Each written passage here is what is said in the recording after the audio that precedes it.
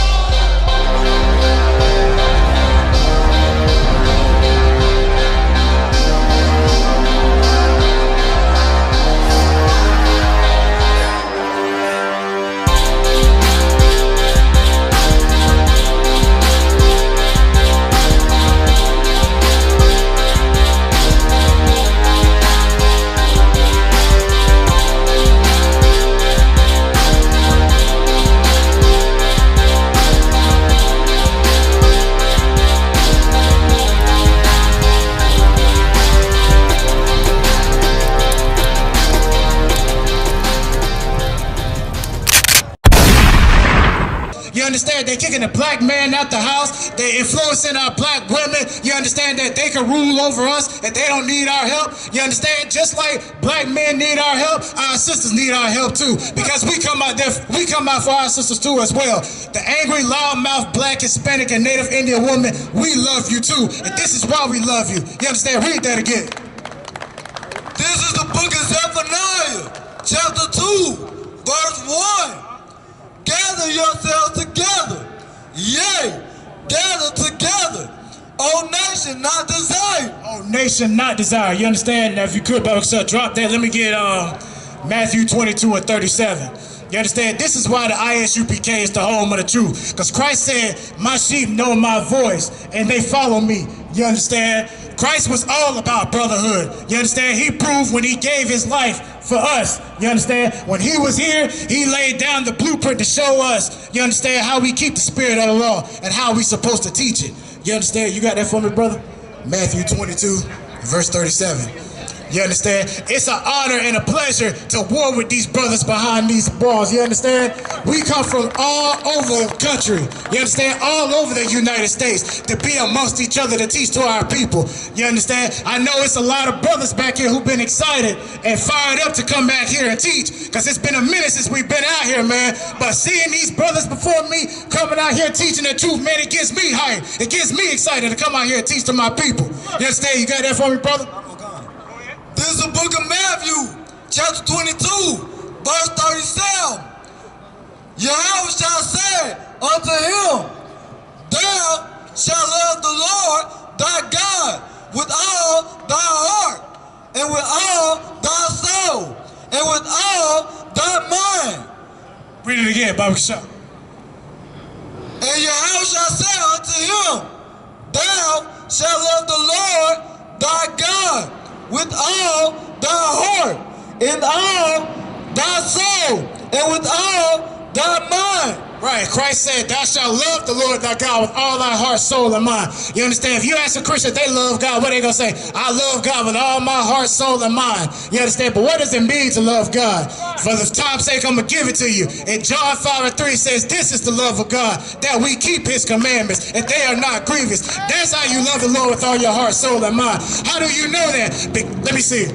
I see a lot of people who are with their significant others. You understand? I see many brothers and sisters out here who have significant others out here. If you was to ask your woman right now if you love her, if your woman wants to ask you, do you love me? You'll say, yeah. But what if she asked you to prove it? If you never did anything to prove to your woman that you love her, will she take you serious? She'll say, hell no, you don't love me. You got to show me. That's the same way the Most High is. You say that you love the Most High God, you got to show it to him. And the way that you show him is you keep his commandments. You understand? Read that again. Yahweh shall say unto him, thou shalt love the Lord thy God with all thy heart, and with all thy soul, and with all thy mind. You understand? Keep going. Verse 38. This is the first and great commandment. Read it again.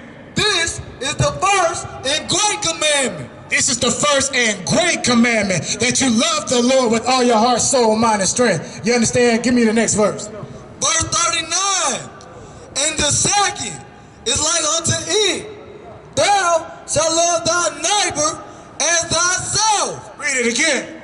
And the second is like unto it.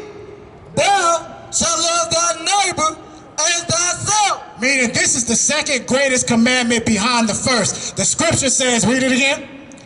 And the second is like unto it. Thou shalt love thy neighbor as thyself. Thou shalt love thy neighbor as thyself. You understand? Now, once again, you ask a Christian in the church, if you ask them who is their neighbor, they're gonna say the person right next to you. You understand? That's not your neighbor. I'm gonna give you what your neighbor is. Drop that, give me Leviticus 19 and 17. You understand? Because we brought out earlier that Zephaniah 2 and 1 says, gather yourselves together, O nation not desire. So now we're going to put it together to show you who your brother is, who your sister is according to the Bible. You understand? Get that from me. This is the book of Leviticus, chapter 19, verse 17. So like start at verse 1. Start at verse 1 for me, Bubba. Come on. This is the book of Leviticus, chapter 19, verse 1. And the Lord spake unto Moses, saying, verse 2, speak unto all the congregation of the children of Israel. Speak to who? All the children of Israel. Speak to who?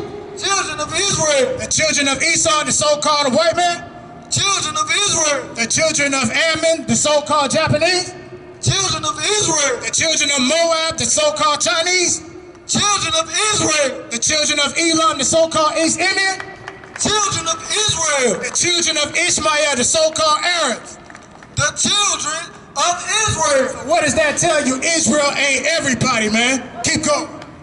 And say unto them, ye shall be holy, for I, the Lord your God, am holy. Right, the scripture say, ye shall be holy. Holy means to be separate, set apart. You understand? So now, the Christian church can't tell you that you're supposed to gather yourselves and everybody is your neighbor. The scripture says that the Lord thy God is read it again. Verse 2, speak unto all the congregation of the children of Israel, and say unto them, ye shall be holy, for I, the Lord your God, am holy. What does that tell you about the Most High God? The Most High God is also holy too. Meaning just like we're supposed to be holy, we're supposed to be set apart, that means the Lord God of Israel is a separate God. You understand? Only for separate people. Now skip me down to verse 17. Verse 17, thou shalt not hate thy brother in thine heart. Read it again.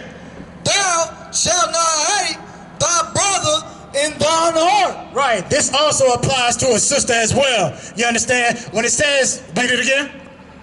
Thou shalt not hate thy brother in thine heart. Right. The scripture says, thou shalt not hate thy brother in thy heart. When it's talking about the heart in the Bible, it's talking about the mind. You understand? When we do this work, we don't personally attack brothers and sisters, but what we do, you understand, is when a brother feels or a sister feels conflicted, that unclean spirit that's been upon them, that spirit will influence them to be against us. That's why they want to run up to us and say, y'all need to go get a job. Y'all need to do something else. You understand? Y'all wasting y'all time. So on and so forth. You understand? The scripture says what?